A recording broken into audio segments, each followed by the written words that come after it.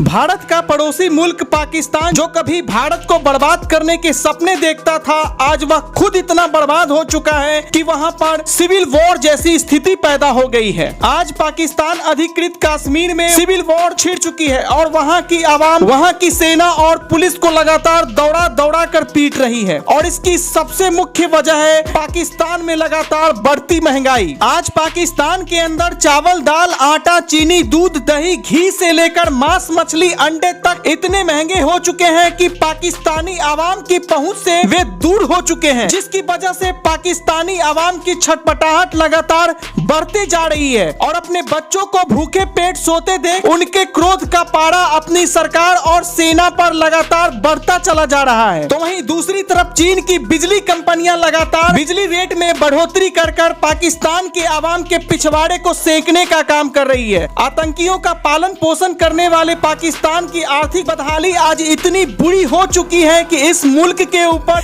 135 अरब dollar का कर्ज चढ़ चुका है, जिसकी वजह से IMF और वर्ल्ड बैंक जैसी संस्थाओं के कहने पर पाकिस्तान की शहबाज शरीफ की सरकार हर रोज पाकिस्तानियों के ऊपर नए नए टैक्स का बॉम्ब फोड़ रही है। उससे पाकिस्तानियों का दम निकलता चला जा रहा है, जिसकी तपस की वजह से पाकिस्तान की आवाम अपनी सेना को दौड़ा दौड़ा कर पीट रही है, सड़े बाजार में उनके कपड़े तक को उतार रही है और भारत के तिरंगे को अपने हाथ में लेकर हम लेके रहेंगे आजादी का स्लोगन लगातार गाते हुए नजर आ रही है, जिसकी वजह से पाकिस्तान की सरकार और वहां की सेना की बौखलाहट साफ तौर पर अपने नागरिकों के ऊपर देखने को मिल रही है। यही वजह है कि आज पाकिस्तान अधिकृत कश्मीर में आपको गृह युद्ध देखने को मिल रहा है। आपकी जानकारी के लिए आपको बता दें कि इस समय पाकिस्तान की अर्थव्यवस्था 2.8% की रफ्तार से आगे बढ़ रही है। एशियन डेवलपमेंट बैंक के मुताबिक इस समय पाकिस्तान में महंगाई दर 25% को छू चुकी है, जो समूचे एशियाई देशों में सबसे ज्यादा बताई जा रही है। इस समय पाकिस्तान का राजकोषीय घाटा उसके GDP का 7.5% बताया जा रहा है। तो वहीं अगर वर्ल्ड बैंक के आंकड़ों की माने तो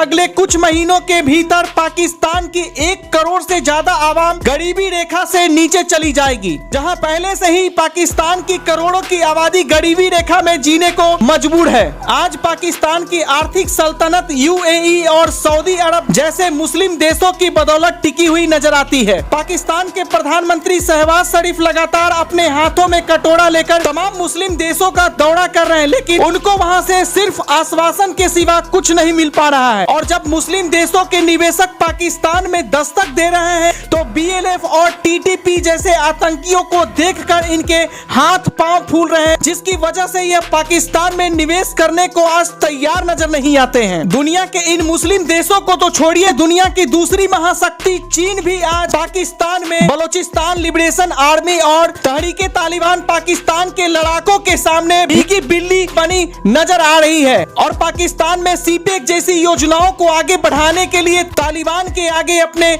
घुटने टेक चुकी है। पाकिस्तान को डिफॉल्ट होने से बचाने के लिए आज वहां की शहबाज शरीफ की सरकार कभी वर्ल्ड बैंक के दरवाजे पर दस्तक दे रही है तो कभी IMF के दरवाजे पर, लेकिन किसी भी अंतर्राष्ट्रीय वित्तीय संस्था से पाकिस्तान को मदद नहीं मिल पा रही है। आज इंटरनेशनल लेवल की तमाम वित्तीय संस्थाएं पाकिस्तान को कर्ज देने से इसलिए हिचक रही है क्योंकि पाकिस्तान के अंदर इस समय क्रैश क्रंच, महंगाई, करप्शन और संसाधनों की लगातार कमी देख रही है। तो वहीं दूसरी तरफ इंटरनेशनल वित्तीय संस्था IMF का कहना है कि पाकिस्तान को आर्थिक बदहाली से उभरने के लिए अगले 5 सालों के अंदर 123 अरब डॉलर की फंडिंग की जरूरत पड़ने वाली है। पाकिस्तान की आर्थिक बदहाली का अंदाजा आप इसी बात से लगा सकते हैं कि पाकिस्तान की सरकार आज पाकिस्तान को आर्थिक संकट से उबारने के लिए कैनबिस जैसे पौधे को उगाने पर विचार कर रही है, जिसका इंटरनेशनल मार्केट में बाजार इस समय 35 बिलियन डॉलर का बताया जा रहा है। आपकी जानकारी के लिए आपको बता दें कि कैनबिस के पौधे से गांजा, भांग और चरस जैसी ऐसी वस्तुएं बनाई जाती है जिसका इस्तेमाल मेडिकल और इंडस्ट्रियल उद्देश्यों की पूर्ति के लिए किया जाता है। 1971 की जंग में हार का सामना करने वाले पाकिस्तान की सैनिकों ने कभी सपने में भी नहीं सोचा था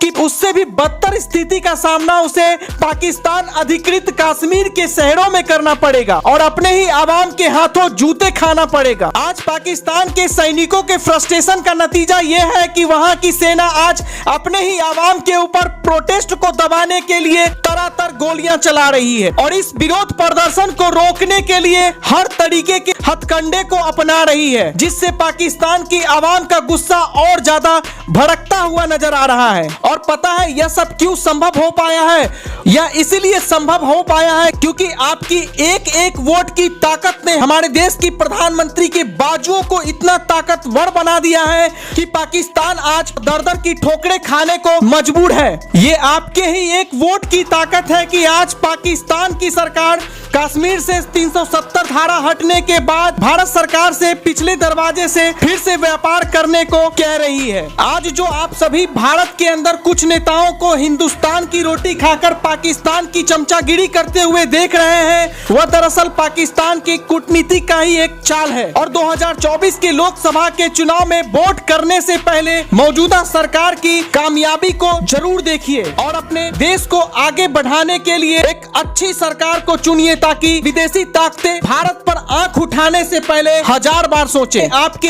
एक एक वोट की ताकत हिंदुस्तान के अंदर एक ऐसी मजबूत सरकार को खड़ी करेगी जिसके बाद विदेशी ताकतों का भारत के आंतरिक मामलों में हस्तक्षेप करना बिल्कुल बंद करके रख देगा। वोट आपका है तो फैसला भी आपका होना चाहिए, लेकिन अपने निजी स्वार्थ को छोड़कर सबसे पहले आप अपने राष्ट्र के प्रति अपनी जिम्मेवारी को जरूर समझें। फ्री बिजली, पानी, निजी स्वार्थ और नेताओं के लोक लुभावन वादे को ताखे पर रखकर राष्ट्र के प्रति अपनी जिम्मेवारी को निभाएं और वैसी सरकार को चुनें जो भारत को विदेशी ताकतों से महफूज रखे, क्योंकि इस समय दुनिया की कई विदेशी ताकतें भारत को बर्बाद होते देखना चाह रही है।